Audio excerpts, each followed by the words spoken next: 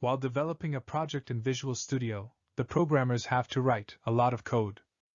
Frequently, they are required to examine the code, to identify and fix any bugs or errors.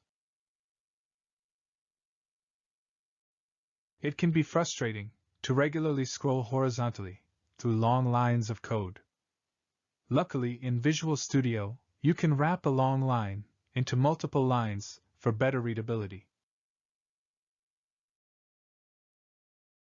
To enable the Wrap Text option, go to the Tools menu and click Options.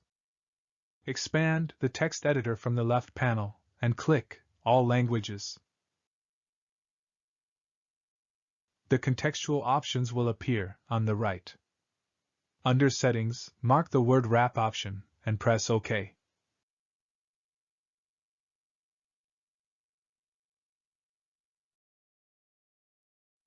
Now, when the code extends beyond the Windows view, it wraps to the next line for full visibility.